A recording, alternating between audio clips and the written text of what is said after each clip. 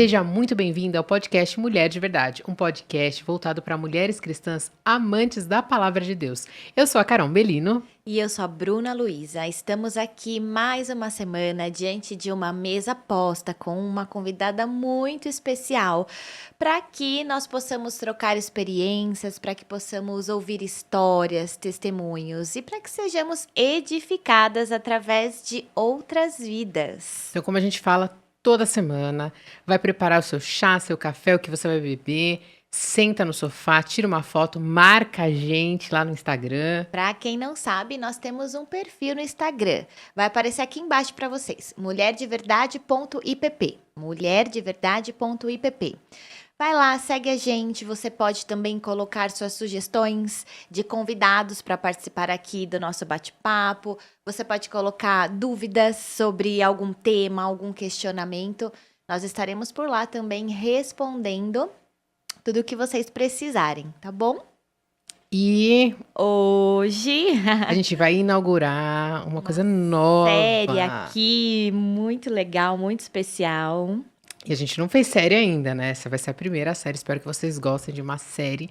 A gente vai começar a falar sobre a teologia do corpo. O que é isso? A gente vai falar sobre a importância da gente cuidar do nosso corpo, da gente comer, da gente dormir, a gente se exercitar, porque tudo isso faz parte de sermos seres espirituais, de cultivarmos a nossa vida com Deus, porque a gente acha que às vezes vida com Deus é só a gente ler a Bíblia e orar, né?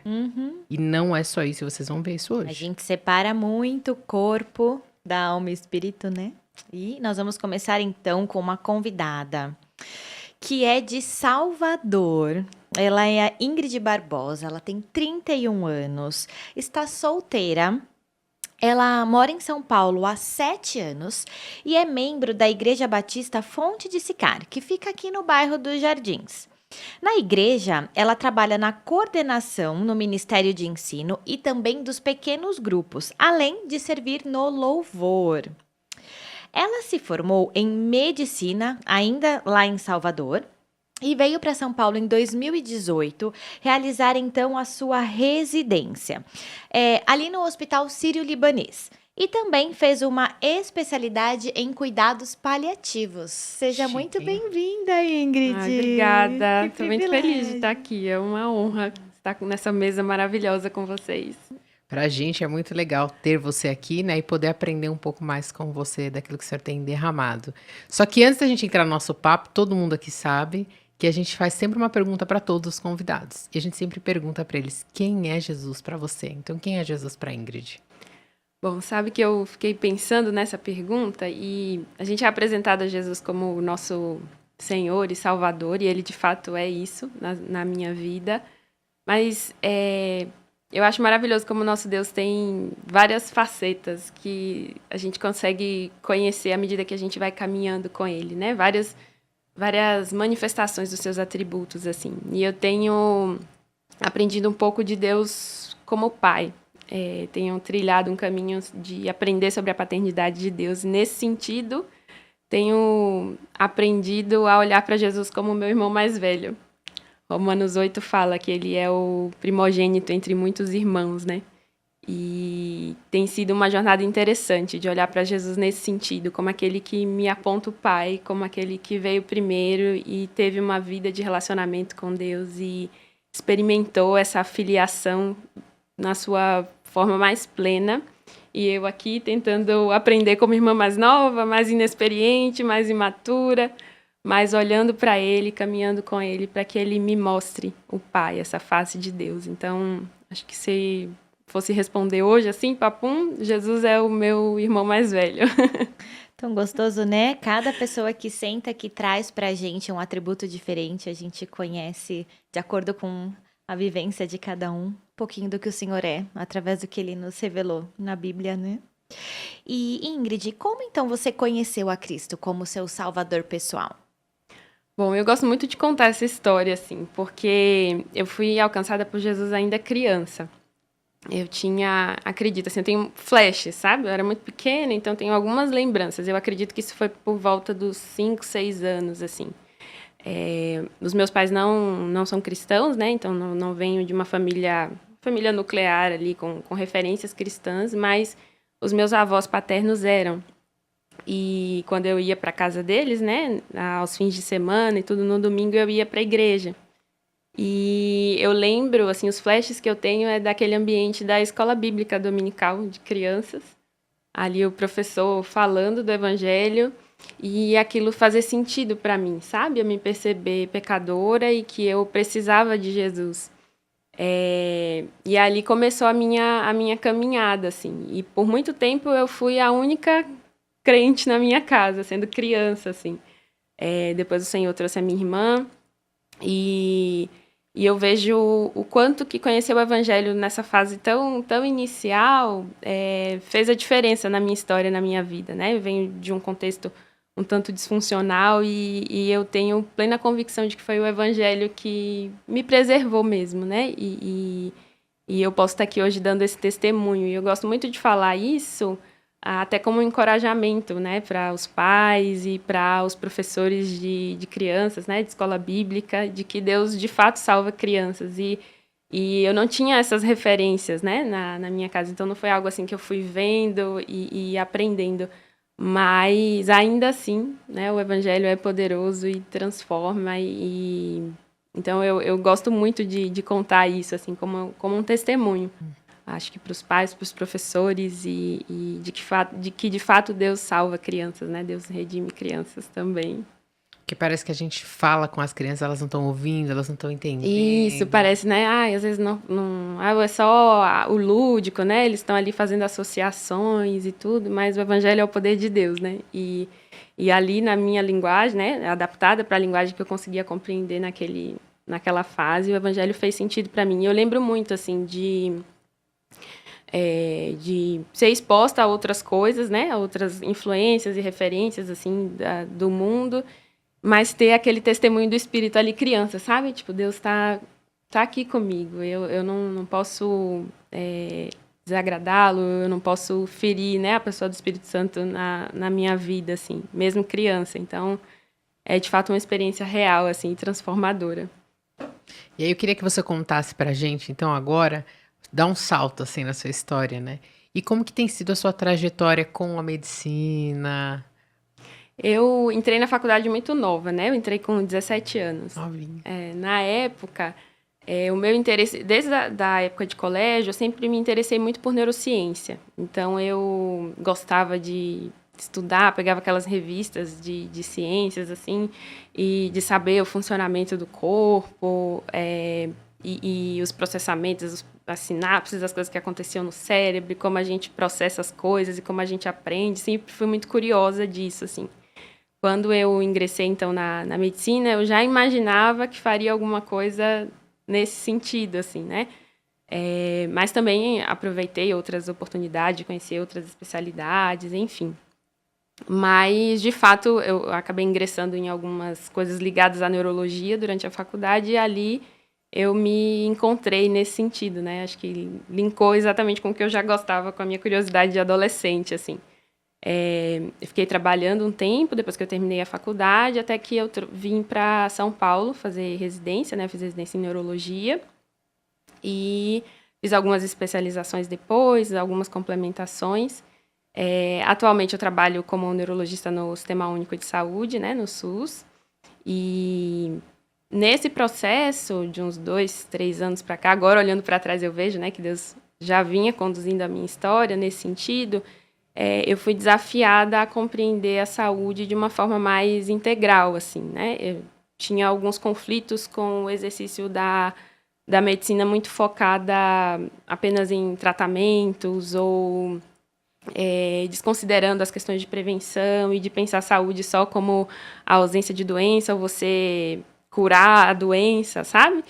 E nesse processo eu fui vendo o quanto que isso tem a ver com o evangelho, né? O quanto que pensar a saúde dessa forma mais ampla tem tudo a ver com a nossa fé. E mais recentemente, então, tenho sentido um chamado de Deus mesmo para falar sobre isso, para a gente pensar essas questões de saúde não só focadas na doença, no tratamento, mas a gente pensar numa visão muito mais ampla, assim, que enxerga o homem como um todo e acho que isso se relaciona de forma muito clara com o evangelho. Então, tenho caminhado por aí agora, mais recentemente. E o que você mais gosta, então, da sua profissão? Olha, o que eu mais gosto é o fato da medicina se tratar de pessoas, assim. E eu vou explicar isso. Eu fui oradora da minha turma quando eu me formei. E todo ano, né, no dia do aniversário de formatura, eu releio o meu discurso. Que legal. E o discurso, a parte que eu mais amo do discurso, a cada ano que passa eu amo mais, assim, continua sendo a minha parte favorita, que é justamente o fato de a gente pensar que por trás de todo o arsenal tecnológico, de tratamentos e de perspectivas de cura, existem pessoas ali.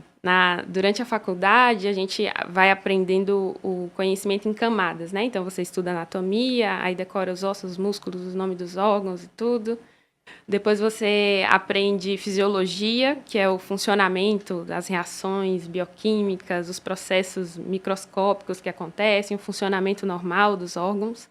A gente passa por fisiopatologia, que é a área que estuda o funcionamento quando as coisas não vão bem, né? Quando dá errado, o processo da doença se estabelecendo ali no corpo.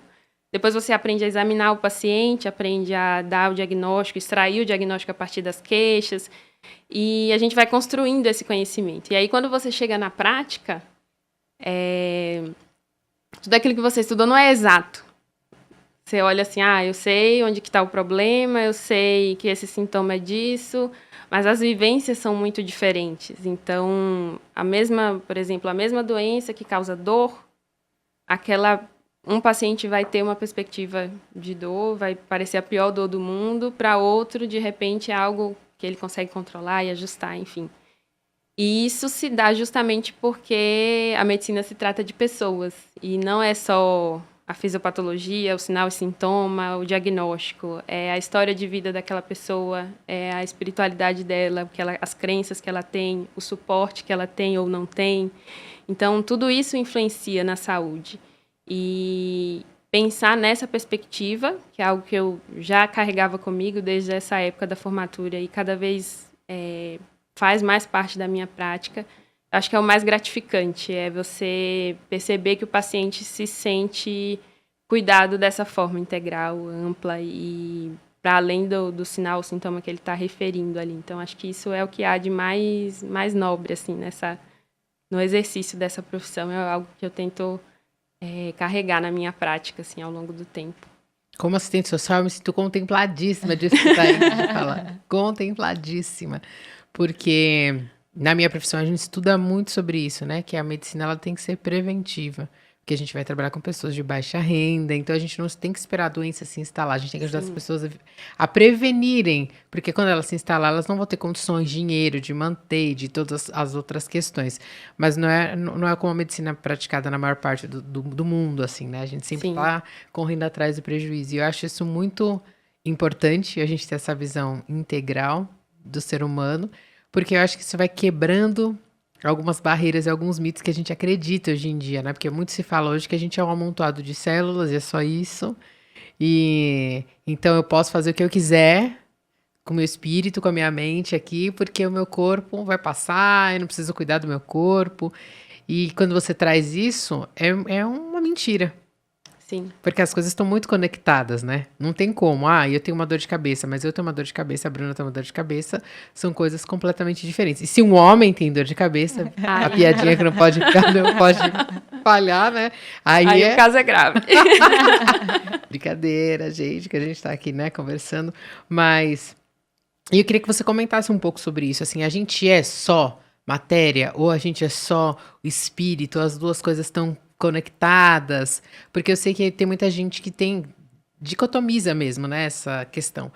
A gente, na Igreja Presbiteriana, a gente acredita nisso que você está trazendo, nós somos um ser único, e as duas coisas estão interligadas. Tem outras pessoas, né, que vão acreditar em duas partes, em três partes, mas a gente acredita em uma coisa só interligada, e elas vão se expressando, elas vão trazendo.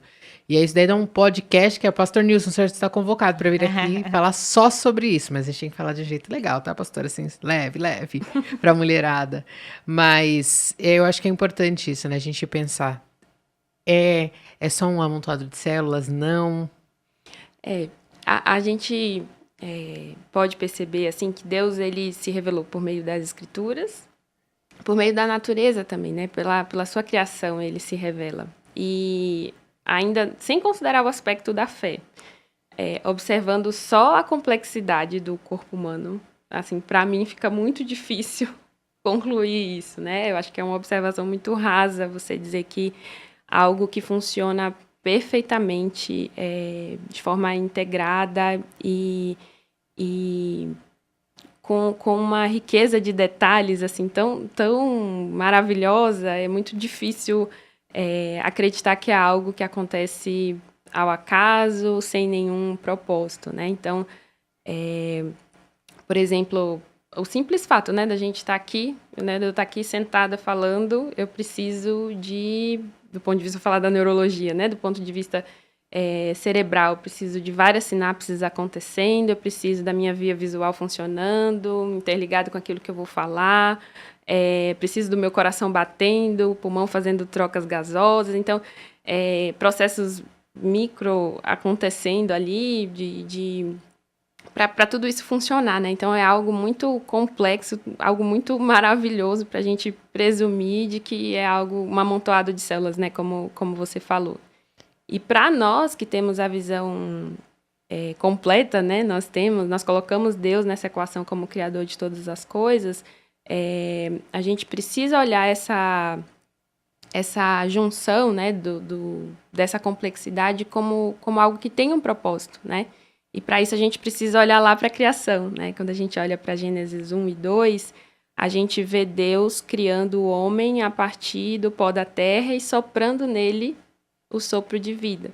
Então, nós somos pó, no sentido de termos uma matéria orgânica ali, né? Um aspecto material, e somos o sopro, né? Somos essa essência que Deus sopra em nós, e isso se manifesta de uma forma muito complexa.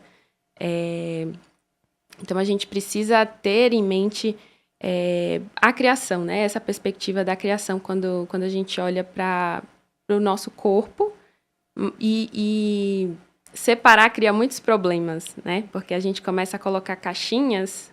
Aqui é a vida do corpo, aqui é a vida da alma, a vida do espírito. E ainda que a gente pense de forma separada, as coisas são integradas entre si. Por exemplo, se a gente for pensar em práticas espirituais, que a gente considera espiritual, né? Vamos tentar usar o exemplo da oração. Orar é um ato espiritual, ok. Mas, para orar, eu preciso ter controle das minhas emoções. Eu preciso ali me silenciar, parar ou me perceber. Estou ansiosa, estou preocupada. Então, tem um aspecto emocional da oração. Eu preciso do meu corpo físico, seja para fazer uma postura de adoração, dobrar os meus joelhos, ou erguer as minhas mãos, ou quando eu choro ali no momento da oração. E preciso daquilo que é espiritual, né? Da minha conexão com Deus, preciso do meu cérebro funcionando bem, em áreas até que às vezes a ciência não consegue compreender muito bem, que são ativadas e tudo. Então, ainda naquelas atividades que a gente diz que são espirituais, existe o corpo funcionando, existe as nossas emoções funcionando ali. Então, é muito difícil separar, se a gente fosse honesto, assim, olhar, né, cada atividade de forma específica, assim. Deus nos fez sopro e nos fez pó ao mesmo tempo, né? Então, acho que isso responde essa pergunta, assim. Eu vou aproveitar, então, para complementar no que você falou, e vou ler Salmo 139, tá? Então, ali em Salmo 139, do 13 ao 16, que tem tudo a ver com o que a gente está conversando. Pois tu formaste o meu interior, tu me teceste no seio de minha mãe. Graças te dou, visto que por modo assombrosamente maravilhoso me formaste. As tuas obras são admiráveis, e a minha alma o sabe muito bem. Os meus ossos não te foram encobertos, quando no oculto fui formado e entretecido como nas profundezas da terra. Os teus olhos me viram a substância ainda informe, e no teu livro foram escritos todos os meus dias, cada um deles escrito e determinado, quando nenhum deles havia ainda. Então aqui ele diz que nos criou assombrosamente, né, de uma maneira maravilhosa, para que nós pudéssemos então, de maneira íntegra, comer, dormir, glorificar a Deus com realmente tudo o que somos, né? E é interessante que você foi falando, eu fiquei lembrando de várias coisas. Tudo que a gente faz tem. Nosso corpo está envolvido. Sim, E a gente não para pensar nisso, né? Tudo tá, o exatamente. corpo está envolvido. Até para eu ler a Bíblia, eu preciso usar todas as funções. Eu não leio só com o espírito, né? A gente não pensa nisso. Sim, exatamente. No próprio, é muito legal citar Salmos, e a gente vai, é até um desafio interessante, assim, de ler os Salmos procurando essas evidências dessa integração entre as coisas. Então, a gente vai ter Salmos em que o salmista diz: os meus inimigos estão me perseguindo, Senhor, né? Ele pede alívio ali, socorro, os meus ossos chegam a doer. A gente vai ver o salmista dizendo isso.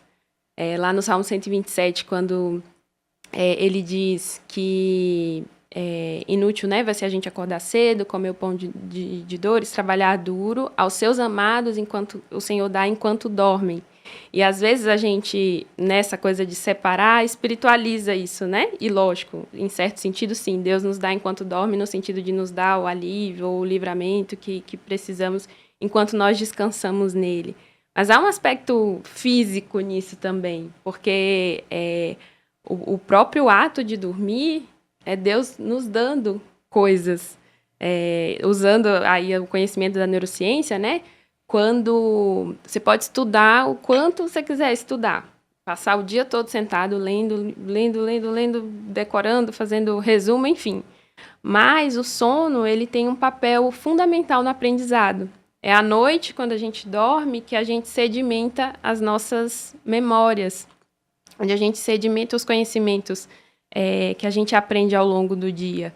Então, de certa forma, os seus amados ele dá enquanto dorme mesmo, no sentido físico, né? Então, Deus nos dá dádivas enquanto nós dormimos. E às vezes a gente desconsidera isso, lê as coisas apenas na ótica espiritual, né? Pensando nessa divisão aí que a gente já falou aqui que não é bem assim.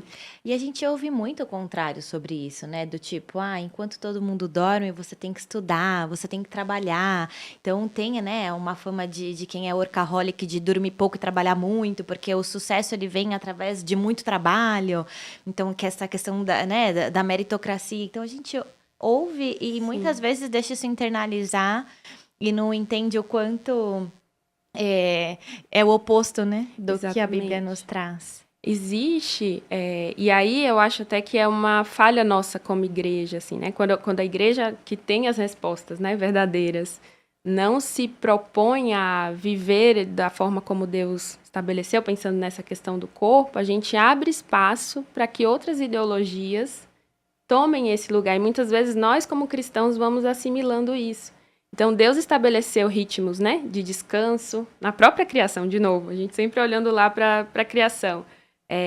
Deus que nem precisava descansar, fez isso para nos dar o exemplo, o modelo, né? De criar as coisas e no sétimo dia descansar. E a gente acha que pode viver, nós limitados, né? Pela nossa humanidade, afetados pela queda, né? Só coisas que dificultam ainda mais o nosso caminho. Achamos que podemos viver sem descanso. E aí, quando a gente abre mão desses princípios que Deus tem muito claros, né, na sua palavra, a gente dá espaço para essas ideologias, para a ausência do descanso, para uma régua de atenção que você precisa ter, de foco para fazer as coisas que às vezes é sobre-humano. Então, de certo modo, nós temos responsabilidade nisso, né? Se nós não estamos pregando a forma certa com a nossa vida, outras correntes, outras ideologias, e a gente sabe, né, que o mundo não é neutro, ele realmente quer atacar todo o plano de Deus, todo o propósito de Deus para o homem, eles vão dominando e muitas vezes a gente vai assimilando isso também, né? Dentro das nossas rotinas, inclusive na igreja, né? A questão do ativismo, de você não parar, de não ter momentos, né, para dormir, para se exercitar, para parar para refletir sobre a alimentação que está levando. Então, são questões que a gente vai abrindo espaço, né, para que vão se afastando ali daquele propósito de Deus, assim. Sempre quando a gente fala de um trabalho muito intenso, eu lembro, nunca consigo lembrar se é o Calvino ou Lutero, mas que morreu muito jovem por isso, porque ele achou que ele tinha que fazer, e ele foi trabalhando muito, foi produzindo muito, mas ele chegou num limite, assim. Que eu li numa biografia, uma série para crianças muito legal, e ele, no final, o autor faz essa reflexão. Ele fala, será que é isso que o Senhor quer de nós? Que a gente se mate? E ele poderia ter contribuído muito mais se ele tivesse dormido, se ele tivesse descansado, se ele tivesse vivido uma vida regrada. Ele podia ter contribuído mais, mas ele achou assim, não, eu tenho que fazer tudo agora, e tem que ser. E ele estava acamado ainda, e ele não pegou alguém, escreve tudo que eu tenho para escrever, porque ele não podia parar. E eu vejo que a gente às vezes vive nesse ritmo frenético, né? A gente não entende que a gente é limitado. Sim. E que essa limitação é uma bênção, porque toda a nossa fragilidade, as nossas limitações, elas revelam algo de quem nós não somos e sobre quem Deus é. Então, o fato de que eu preciso dormir deve me lembrar que o meu Deus não dorme, de que Ele, sim, consegue dar conta de tudo sem parar para descansar.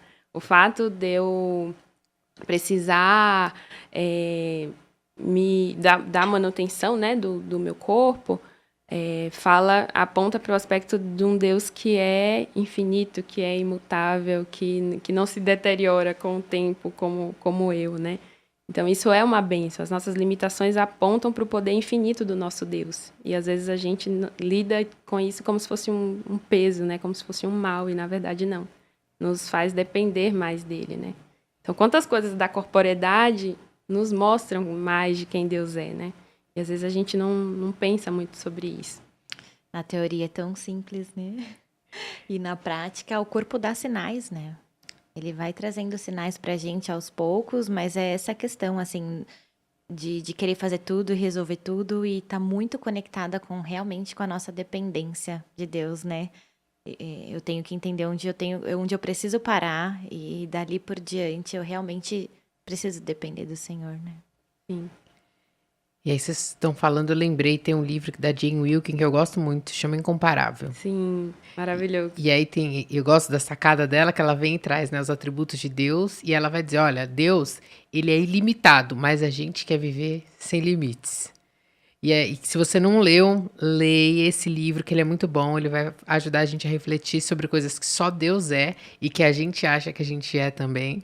E eu acho muito legal, né, que ela vai fazendo essa sacada, e você vai lendo e falando, é óbvio que eu não sou, mas a gente faz muitas das coisas que ela coloca ali, pra gente pensar. E a Bru falando de sinais, e eu queria que você comentasse um pouco com a gente, assim, que atitudes práticas a gente pode tomar quando o nosso corpo começa a dar alguns sinais de que a gente precisa parar, de que a gente precisa repensar, porque o corpo fala. Eu sei que a gente tem um pouco de preconceito com isso, porque algumas linhas em algum momento da história vieram e diziam, o corpo fala, vamos fazer análise corporal, e aí fica tudo na análise comportamental, então as pessoas têm um pouco de pé atrás às vezes com isso, mas o nosso corpo dá sinais. Sim. De que ele tá cansado, de que ele precisa, sei lá, de um renovo, que ele precisa que você pare de comer algumas coisas que não estão te fazendo bem. E como que a gente vai identificando isso e vai mudando, né, isso na nossa vida? Eu acho que o primeiro ponto é a gente já reconhecer, assim, que é problemático a gente só parar quando o corpo dá sinais. Ó o aprendizado já. Porque já começa daí, né? A gente só lembra que tem um corpo quando ele dá problema. Quando, na verdade, quando ele dá problema, já é ele gritando assim, né? Meu Deus, você me abandonou. Então, acho que um ponto importante é a gente pensar na saúde, num aspecto preventivo, né? De que se você faz um pouquinho todo dia para aquilo, para você funcionar, né? Para o seu corpo funcionar bem, não vai chegar o momento dele dar problema por essas coisas. É lógico que, né? A gente falando aí dessa realidade da queda, a gente vive num mundo afetado pelo pecado, então existem doenças que acontecem por questões genéticas ou ambientais, não necessariamente pelo mau uso do corpo, digamos assim. Mas, naquilo que nos cabe, eu acho que essa mudança de mentalidade é o primeiro passo, de entender assim, eu não posso esperar o meu corpo dar um problema para eu correr atrás de resolver, né? Deus me fez mordomo desse corpo. Então, eu preciso cuidar bem dele. Mas, acho que esse hábito de se perceber é algo muito importante. É lógico que acho que essa questão problemática que você falou, né, das pessoas terem um pouco de receio com essa questão de, vai ficar ouvindo o corpo demais, as emoções demais. É lógico que a gente tem que cuidar para que isso não seja um ídolo, né? A gente sabe que no trono do nosso coração precisa estar o nosso Deus. Então, de fato, a gente não vai tornar essas coisas um ídolo, mas, ao mesmo tempo, a gente não pode ir para o outro extremo, de desprezar completamente o corpo, de encarar ele como ou algo sujo, né? Porque tem geralmente ligado a muitas questões de sexualidade, inclusive, né? De olhar o corpo como algo que é sujo, que é ruim, que só serve para me fazer pecar. Mas também não pensar que nós somos alminhas flutuando por aqui, né? Então, prestar atenção é importante, porque às vezes são sinais discretos que a gente está tão envolvido nessa correria que não percebe. Então, eu acho que é sempre interessante se perguntar por que eu estou sentindo isso que eu estou sentindo. Então, por exemplo, começando por a minha realidade, eu sempre dou exemplos neurológicos. Dor de cabeça, né? Que é uma queixa muito frequente. Por que será que eu estou sentindo essa dor de cabeça? Mesmo que você tenha um problema, por exemplo, um paciente que tem enxaqueca, ele tem um problema do processamento da dor no cérebro dele. Então, ele poderia ter crise pela predisposição do próprio corpo. Mas existem fatores ambientais, fatores de hábitos, né, de vida que influenciam nisso. Então, essa pergunta é importante. Por que eu estou com dor de cabeça? Aí, às vezes, você descobre que a sua dor de cabeça é sono. Às vezes, você descobre se perguntando que a dor de cabeça é o estresse ou alguma coisa que você comeu e que foi gatilho para aquela crise. E aí a gente não faz essa reflexão. A gente já, estou com dor de cabeça, vou tomar um remédio, se não resolver, vou no pronto-socorro, sabe? Então, se perguntar é muito importante. Quando a gente pensa, inclusive nas questões emocionais também, nas nossas variações de humor, né? Falando aqui para mulheres, a questão do ciclo menstrual, da variação dos hormônios. Por que eu estou irritada desse jeito? Às vezes não é, sei lá, o inimigo tentando te atacar. Às vezes é só porque você está de TPM. E a gente não reflete sobre essas coisas. Então, fazer essa pergunta, por que estou sentindo o que eu estou sentindo, eu acho que é uma coisa que nos ajuda a entender um pouco melhor também a nossa dinâmica, o nosso funcionamento. E às vezes faz a gente perceber que são coisas simples que você pode mudar a partir, né, dos seus hábitos, adaptando a rotina, protegendo espaço na agenda para fazer aquilo que é importante, né? Às vezes, eu estou sentindo tensa, muita dor e tudo. Às vezes é falta de atividade física. Fala, Deus! Estar aqui só confirma que nós somos as primeiras que precisa aprender. Olha, essa questão da atividade física eu tenho um testemunho pessoal para dar. Vamos receber. Porque, assim, por muito tempo, eu confesso que eu fui a pessoa do faço o que eu digo, mas não faço o que eu faço, sabe? Na minha prática, assim. Eu orientava, às vezes, os pacientes, né? De ter hábitos saudáveis e tudo, mas muita coisa eu não vivia, né? Por isso que eu digo que nos últimos 2, 3 anos, Deus foi transformando isso na minha vida. E essa questão da atividade física era muito presente, assim. Eu sempre fui bem sedentária, né? Nunca... dizia que não tinha habilidade, não vou fazer esporte porque não tenho habilidade, não vou, não sei o quê, porque tenho preguiça, porque, enfim. E depois que eu entendi essa coisa de que Deus me fez, né, de uma forma integral, e que cada parte do meu ser e do meu corpo glorifica Ele, eu passei a pensar nisso com essa visão, no sentido de...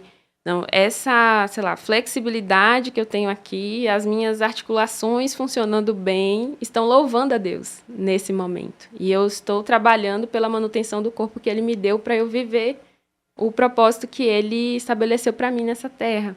Então, enxergar isso como algo que glorifica a Deus, não só porque eu vou ficar bem para cumprir o propósito que Deus tem para mim. Isso já é parte do propósito que Deus tem para mim. Fazer a atividade física já é algo que glorifica a Deus, porque eu estou colocando o meu corpo em pleno funcionamento. E isso louva ao Criador desse corpo. E foi algo que transformou mesmo a minha forma de enxergar. É lógico que não foi da noite para o dia, né? Não é assim, eu hoje decidi e amanhã já estou conseguindo fazer e tudo.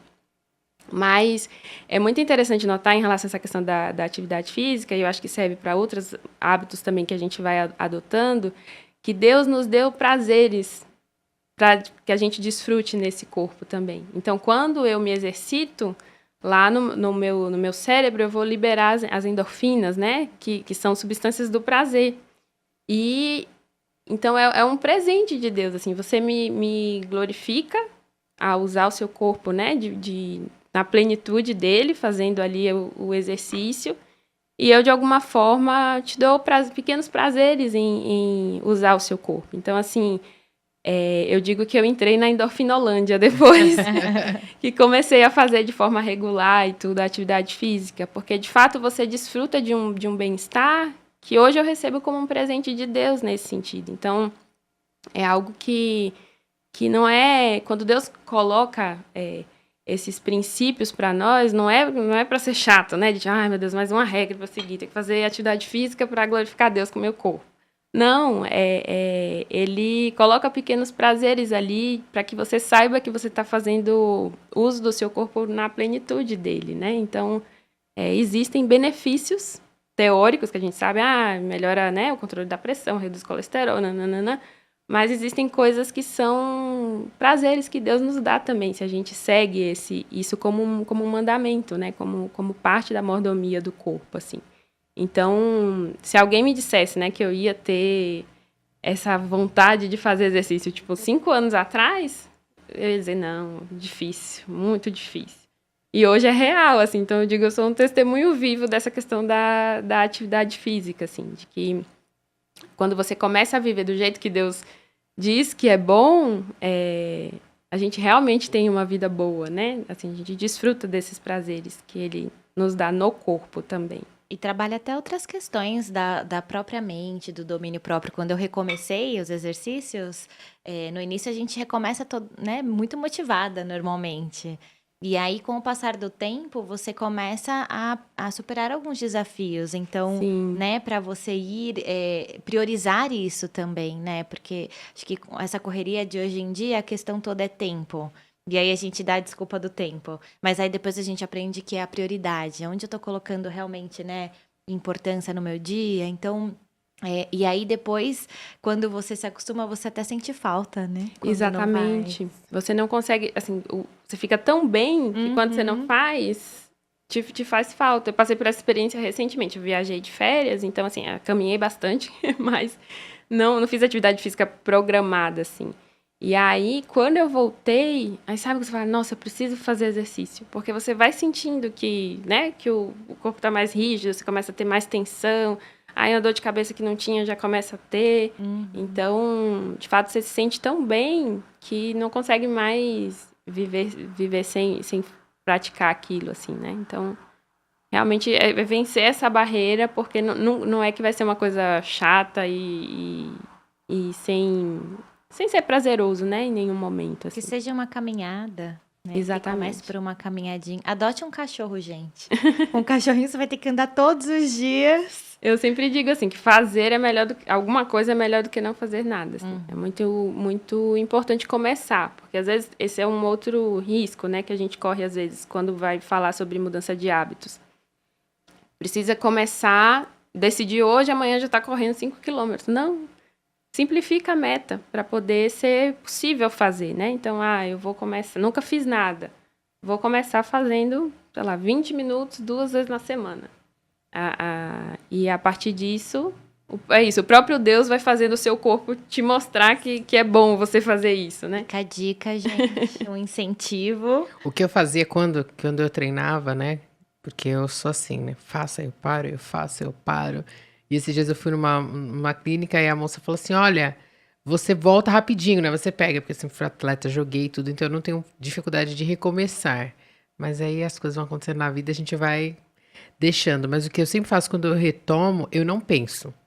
Eu já deixo tudo pronto. Então, se eu vou correr, eu já deixo meu tênis no lugar fácil. Eu não deixo ele lá dentro do Sim. armário. Eu deixo ele fácil. Todo dia, quando eu acordo, eu já deixo a roupa ali. Porque eu já chego, eu já troco de roupa, eu já ponho o tênis, eu vou. Que é a regra que a gente tem entre uns amigos que eles são personal, eles têm que falar, é a regra do 5, 6, 7, 8. Você vai 5, 6, 7, 8, pega e vai. Vai sem pensar. Porque se você pensar, você não faz. E muitas vezes a gente fica esperando isso. Ah, quando eu tiver vontade. Não, não vai ter vontade, não vai ter disposição. E você vai ter que se ajudar. Então, que é muito bom pra mim é que quando eu decido que eu vou voltar, eu não penso. Eu chego e falo, eu ponho um despertador e falo, é agora. Levanto e às vezes quando eu acordo já no dia com preguiça, se eu tenho a possibilidade, eu já ponho a roupa que eu tenho que ir, que é onde eu trabalho, eu posso fazer isso, eu já ponho a roupa que eu tenho que ir, e eu já saio de lá, eu já levanto, não preciso nem trocar de roupa. Porque senão a gente vai ficando com isso, ah, mas não dá, ah, mas eu tenho isso, ah, mas eu tenho aquilo outro, e a gente não vai colocando isso como primordial na nossa vida, né? Você tocou num ponto que é muito importante também, não só para atividade física, alimentação, enfim, para todas as mudanças de hábitos, que é essa questão da constância. Geralmente, isso faz muita gente desistir, no sentido assim, ah, eu comecei, fui até bem na primeira semana, tava comendo direitinho, tava, né, me exercitando, não sei o quê, aí falhei um dia, dois e, ai, não consigo. Eu tenho aprendido que ser constante não é sobre fazer todo dia, é sobre não desistir de fazer. Então, você é constante no momento que você não desiste de adotar aquele hábito saudável na sua vida. Porque a gente já lida com essas questões, né, de tempo e tudo, e tem momentos da vida que realmente não é possível. Por exemplo, vamos dizer para uma mãe de um recém-nascido, você precisa dormir bem, você precisa Coitada. levar, né? Não tem como. Ou às vezes tem períodos, sei lá, para quem estuda, faz faculdade, que é corrida, aquela loucura e tudo, e acaba bagunçando um pouco os hábitos. Mas esse é o ponto. Você vai ser constante se, né, patinou ali naquele momento, Retoma. conseguiu ajustar um pouquinho, retoma. E aí você vai incorporando isso como um hábito todos os dias, né?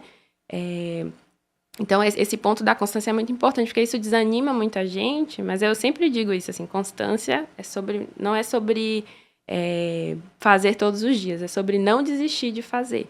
Então, tem momentos, né, bagunçou um pouquinho, flexibilizou ali e acabou perdendo o ritmo, volta, recomeça e você está sendo constante.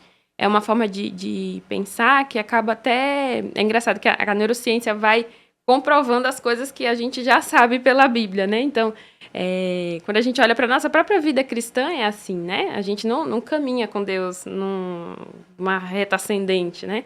São vários altos e baixos e Ele está ali conosco. E se o nosso corpo faz parte dessa jornada da vida cristã, é a mesma coisa. Então, vão ter momentos que você vai conseguir fazer certinho, que vai estar tudo redondinho ali na vida e vai dar certo, ótimo. Vão ter momentos que é do jeito que dá mesmo, na hora que dá, reduz o tempo.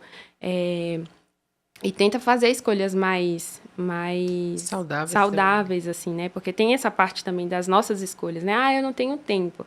Se for pegar o tempo às vezes a gente fica no Instagram, mostra que, tinha tempo sim. Olha, mas gente, eu vou dar uma dica. Entra no Pinterest, quando eu tô com muita preguiça, assim, uma preguiça infinita, eu entrei no Pinterest, tem exercícios que você pode fazer sentado, tem exercício que dá pra fazer deitado, e tem uns agora, não sei se vocês já viram no Instagram, que você faz com o teu celular na mão. Então não tem desculpa, tá? Olha. Quando você tá com preguiça, eu vi uns que ela tá deitada assim na cama, assim com o celular pra cima, e ela vai mexendo as pernas, aí tem uma quantidade que você vai contando e ela vai rolando assim. Eu não acho que é o melhor dos mundos, porque acho que a gente tem que estar focado naquilo que a gente tá fazendo, mas se é naquele dia que você tá com muita preguiça, você não quer de jeito nenhum, e no meu trabalho a gente tem um hábito. De tempos em tempos, eu ou a menina que senta na minha frente fala, vamos levantar e alongada. A gente levanta, se estica toda, vai pra frente, pra trás. Aí se tá muito tempo sentada, ela fala assim, levanta, vai dar uma volta, vai lá beber água, se mexe pelo menos um pouquinho, assim. Então um vai zelando pelo outro. E eu acho isso muito legal, porque vai percebendo, né? Vai ficando assim, toda abaixada, toda não sei o quê. E um vai ajudando o outro nessa questão de ter saúde mesmo, né? Nossa, o pessoal no trabalho, eles fizeram recentemente uma caixinha e toda semana eles precisam cumprir ali 3 vezes na semana o exercício e quem não cumpre tem que dar um valor. E aí, Ó, que depois de incentivo, tantos hein? meses, exatamente, achei interessante. São estratégias, Sim, né? sim. No meu caso, quando eu saio do trabalho, eu tenho que ir direto. Seja assim, 30 minutos, 40, tem dia que eu consigo 1 hora, porque se eu volto para casa, é mais Ah, difícil você eu não sair. faz. Então, eu já monto minha mochilinha ali de manhã, saio do trabalho e vou direto para fazer exercício. E, e aqui você deu bastante dicas práticas, inclusive de prevenção, né? E aí, Ingrid, eu também gostaria de saber assim, como é que a gente mantém uma vida equilibrada entre a mente e o corpo? Porque agora a gente falou um pouquinho mais do corpo, né? Como é que a gente equilibra, então? Eu acho que isso tem muito a ver com os ritmos e rotinas da nossa vida. Porque, de novo, né, a gente falou aqui sobre essa questão da integração, então, assim como às vezes o problema, né, você está irritada, pode ser a TPM, o contrário também é verdadeiro. Às vezes, você pode dormir o quanto que for, pode tentar ficar ali isolado, vou comer tudo certinho, vou tentar ser o mais saudável possível, mas se você não está bem com as suas emoções, isso também afeta o seu corpo, né? O contrário também é verdadeiro. Existe até um campo da medicina, né, que é a medicina psicossomática, que fala justamente sobre isso. Na minha prática também lido com isso. Então, por exemplo, às vezes, formigamento é uma queixa que o neurologista investiga. Então, quantos formigamentos, na verdade, não são crises de ansiedade, né? Então, são sintomas que o corpo manifesta, mas que vêm de problemas voltados mais para essa questão das emoções e tudo. Então, assim como a gente precisa estar atento ao nosso corpo, a gente precisa nomear as nossas emoções. Infelizmente, muitas vezes, né, no meio cristão, a gente acaba, por medo dessa idolatria, né, de você idolatrar os seus sentimentos, as suas emoções, a gente acaba não nomeando isso, não permitindo que essas coisas venham à tona. Inclusive as emoções que nos são tidas como, assim, que causam sensações ruins, né? Então, a ira, o medo. E algo que eu tenho aprendido é que o problema não está nessas emoções em si, mas é naquilo que no pensamento que a gente aplica sobre elas. Mas a gente precisa sentir, precisa nomear essas coisas, até para poder levar diante de Deus. Então, se eu me sinto triste, eu preciso refletir sobre essa tristeza. Eu preciso identificar se tem alguma causa específica. Eu preciso, às vezes, de ajuda profissional para me dizer se isso é uma coisa normal da vida, porque as emoções, né, inclusive as emoções ruins são normais da nossa vida, fazem parte da nossa vida, mas, às vezes, elas podem se dever a um desbalanço químico mesmo do cérebro e tudo. Então, olhar para isso com cuidado é muito importante também. Então, nomear essas emoções e pedir ajuda, eu acho que é muito importante. Tanto ajuda profissional, quanto ajuda da comunidade mesmo, né? Pensando na igreja, ou o aconselhamento, ou com amigos de confiança, né? Num espaço de vulnerabilidade. Então, a gente precisa falar sobre as nossas emoções. A gente precisa nomear elas e não só reprimir ou achar que não é importante, sabe? Porque muitas vezes elas vão gerar repercussões também, inclusive físicas, né? Então, esse equilíbrio é isso. Eu preciso fazer a minha parte em todas as esferas, porque senão as coisas ficam em desbalanço mesmo, assim. Tem um livro muito legal. Tô lendo ele, ensaiando, que eu leio, eu leio, eu paro, porque é um livro que, pra mim, você tem que refletir. Chama Organize Suas Emoções. Não sei Sim, sim. se vocês já leram, mas o que eu acho muito interessante que o autor vai trazer é isso. Quando você está sentindo alguma coisa, você precisa parar e perguntar por que eu estou sentindo isso, da onde que vem. E ele dá vários exemplos, assim, sei lá, corriqueiros. Às vezes você está lá no aeroporto, esperando seu voo, sentado, tranquilo. Aí uma criança começa a chorar do seu lado. Tem uma explosão de ira. Por que que você ficou irado? Porque atrapalhou o teu conforto, o seu mundinho perfeito, o que aconteceu ali naquele momento, ou isso traz gatilhos de outras coisas que você já viveu, de repente você teve um filho, perdeu esse filho, ele começou. Então, para cada pessoa, cada evento traz alguma coisa Sim. com, né, é, embutida ali, e a gente precisa entender e lidar com isso. E a gente não quer saber Não de quer lidar. lidar. Exatamente.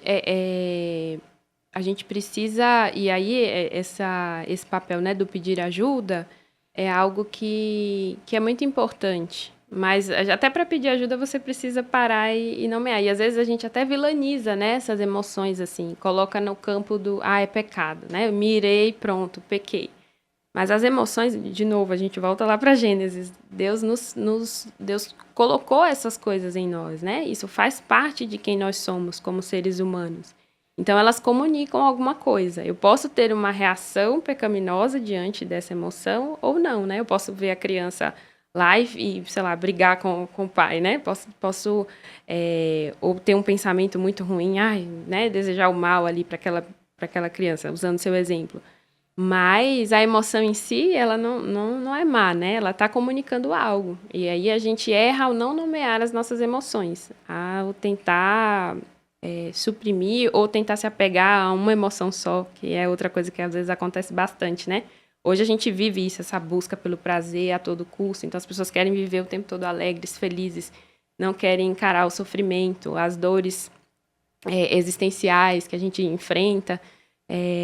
Mas não foi assim que Deus nos fez, né? Então, não dá para viver apegado a uma única emoção. Deus colocou várias ali e elas todas estão comunicando alguma coisa. Então, acho que, em termos práticos, é isso, assim, é você nomear o que é que eu estou sentindo, de onde que vem isso.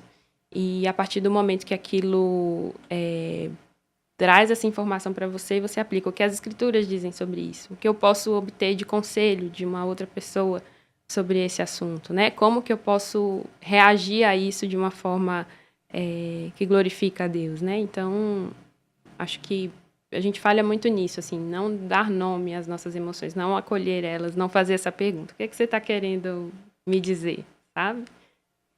E eu fico pensando, né? Eu tenho dificuldade com esses negócios de emoções. Quando eu comecei a ler o livro, eu falei, gente. E ele usa um exemplo que é muito isso que você falou, não é uma coisa só. Porque ele fala a tristeza como um balde de tinta. Você está lá pintando a sua casa, de repente você esbarra assim na escada e suja a sala inteira. Mas não vai ficar, toda a sala com aquela cor que você colocou. Ela borra um pouco aqui, borra um pouco ali. Então ela vai se misturando com outras coisas que a gente vai vivendo. E aí, esse é o risco, né? De ficar preso só ali, né? Não, agora eu tô triste, só tô triste, só tô triste. Não, você tá triste e outras coisas vão acontecendo. Sim. E ela vem e é inexplicável, porque não sei se vocês passam por isso, mas tem dia que você acorda e você não suporta você mesmo, você não suporta olhar ninguém, você não. E às vezes não aconteceu nada. Você só acordou virado, né? Você fala, o que tá acontecendo? Nem eu tô me aguentando, não quero conversar com ninguém. É o nosso coração pecaminoso, né? Ele jorra várias coisas que muitas vezes a gente não vai explicar, não vai entender, a gente vai precisar fazer essas perguntas, vai precisar pedir pro Senhor sondar nosso coração, alinhar as coisas. Por quê? Porque essa é a experiência, né? Essa é a nossa vida nesse mundo e a gente vai ter que aprender a lidar com isso até que ele venha. Exatamente. De tornar essas coisas conhecidas diante de Deus, né? A gente, quando a gente separa muito, fica parecendo que as nossas orações só podem ser sobre os assuntos que a gente rotula como espirituais, né? Então, eu só posso orar, sei lá, pedindo santidade, pela minha família, pela minha igreja, pela conversão de não sei quemzinho, sabe? E quando, na verdade, tudo precisa ser conhecido. Ele já sabe, né? Mas para desenvolver o nosso relacionamento com ele, para que isso redunde ainda em mais glória para ele, da gente depender dele em tudo, todas essas coisas precisam ser conhecidas diante de Deus. Então, às vezes é isso. Deus, eu tô cansada, eu tô com sono, eu queria dormir. Ele quer saber disso também. Ou, Deus, eu tô aqui irritada, não sei de onde veio isso, ou foi essa circunstância específica. Tornar isso conhecido diante de Deus. E quando a gente separa as coisas, a gente perde esse benefício de colocar, inclusive, as coisas corpóreas, as coisas das emoções, diante do Senhor. E ele tem uma resposta para isso. Às vezes vai vir graça para você conseguir fazer o exercício. Vai vir graça para você conseguir fazer uma escolha melhor na alimentação na hora que você vai pedir. Vai pedir o frito ou uma salada de frutas, né? Assim, Deus derrama graça para essas coisas também. Vai vir graça para você conseguir discernir a emoção. Às vezes alguém vem e fala alguma coisa e você, nossa, é isso. Foi isso que estava acontecendo. E tudo isso é manifestação do cuidado e da graça de Deus por nós, né? E às vezes a gente acaba perdendo de receber esses benefícios, né? Quando a gente não acha que isso não é assunto para Deus, assim, né? Para Deus tratar. E aí eu vou voltar lá no que a Ingrid falou no começo. Que você foi falando, eu lembrei muito dessa figura. Crianças fazem isso muito bem. Porque quando elas estão incomodadas com alguma coisa, elas choram, elas gritam, elas põem pra fora. E alguém que tá perto delas, sejam os pais, qualquer pessoa, vai correndo pra tentar entender o que tá acontecendo e ajudar ela a lidar e entender aquilo que tá acontecendo. Eu lembro que uma vez eu tava conversando com uma amiga e ela disse: a gente não leva mais a nossa filha em certos lugares que acaba muito tarde porque ela não sabe lidar com o estresse. Então ela começa a chorar, ela começa a espernear, e como ela é muito pequena ainda, ela não sabe lidar com isso, e a gente não tem como explicar para ela tudo, a gente tenta quebrar o mínimo possível a rotina de sono dela, e quando a gente quebra, a gente já vai preparando tudo, porque para ela é um negócio assim gigante, ela não sabe lidar e ela fica muito cansada, ela não consegue dormir. E aí quando ela me falou aquilo, eu fiquei pensando, mas gente, que isso, né? Uma criança, você fala, dorme, vai lá dormir. Mas não é, porque a gente está muito acostumado e condicionado a ignorar isso. E eu achei muito Sim. legal os pais terem essa sensibilidade de olhar e falar, olha, ela não está preparada para isso ainda, a gente não vai puxar demais, porque a gente fica exausto, ela fica exausta. Então ela falou, quando a gente vai fazer isso daí com ela, é quando vai chegando perto, a gente dá chá de camomila, não sei o quê, porque ela vai relaxando. Aí quando ela chega em casa, ela consegue dormir. E eu achei muito interessante que eles observaram todo o cenário. Então, como o corpo reage, mas como ela não sabe lidar com as emoções. E Deus está observando, é o que você está falando, né? Ele está vendo tudo que está acontecendo. Mas a gente precisa externalizar e a gente precisa dizer, eu não aguento mais, a gente precisa chorar, a gente precisa espernear. E às vezes a gente acha que isso é sinal de maturidade. E é mesmo. Porque a gente está caminhando com o Senhor. E se a gente não espernear, se a gente não gritar, a gente não vai amadurecer. Como que os pais conseguem ver que os filhos têm necessidades? Quando eles externalizam um problema. Se ele não externaliza, eu não tenho como saber que meu filho tem uma questão e eu não consigo ajudar ele naquela questão. E aí eu disse que eu ia voltar no começo, porque você falou que você olha Jesus como o irmão mais velho que você quer imitar. E é muito isso, né? Porque quando a gente tem irmãos mais velhos no nosso convívio, a gente perde de dar alguns tropeços e algumas coisas porque a gente tem para quem olhar. Então a gente olhou e falou, não, ele já passou por isso. Olha como ele lida com essa situação, olha como é que ele faz. Então, eu tô passando por isso, mas eu não preciso reagir desse jeito, eu posso fazer como ele faz, né? Então eu acho isso interessante porque a gente precisa passar por esses processos de maturidade pra gente ir amadurecendo. E a gente acha que é o contrário. Não, eu tenho que esconder pra mostrar que eu sou maduro. E a gente nunca vai chegar a ser um homem perfeito, né? Desse jeito. Então É verdade. E então, Ingrid, acho que depois, né, dessa conversa tão rica, que encorajamento você daria para as pessoas que estão nos ouvindo, para que elas realmente cuidem do seu próprio corpo como templo do Espírito Santo, para que elas realmente se entendam, né, de maneira íntegra, enfim, não separem a matéria, né? Bom, acho que eu vou começar compartilhando o fundamento eu quero deixar algumas dicas mais práticas, mas eu acho que é o fundamento que me fez mudar essa perspectiva. E eu acho que linka muito com isso que você acabou de falar, Carol, que Jesus, ele veio num corpo. A encarnação faz parte do plano de Deus para nos redimir. Então, o corpo faz parte disso, né? A gente olha para os 3 anos ali da vida pública de Jesus e foca nas partes espirituais, né? De novo, entre aspas, espirituais, né? Os milagres que ele fez, as coisas que ele ensinou, a própria morte e ressurreição. Mas Jesus passou os primeiros 30 anos da vida dele numa vida corpórea, comum, e ainda durante seu ministério público ele tinha um corpo, ele precisava, né, ter cuidados com esse corpo, talvez não nos moldes modernos hoje, né? Mas os cuidados da época. Ele precisava se retirar para conversar com o pai a sós, precisava de um momento ali de quietude, de entender e discernir, né? Para ouvir a voz do pai de forma mais próxima. Então, acho que o grande fundamento para nós que somos cristãos é esse. Jesus teve um corpo. Eu ouvi uma frase uma vez numa exposição que me tocou muito, assim, existe um corpo fazendo parte da Trindade. Um corpo glorificado, ressurreto, que nos deu vida, mas ele encarnou. Então, o corpo faz parte do projeto de salvação que Deus estabeleceu para nós, que Deus nos deu graciosamente. Então, a gente precisa valorizar isso, sabe? Não é só uma questão de saúde, de hábitos saudáveis, é uma questão que tem a ver com o cerne da nossa fé. Então, isso é muito sério. E isso deve nos dar um senso de prioridade sobre esse assunto, né?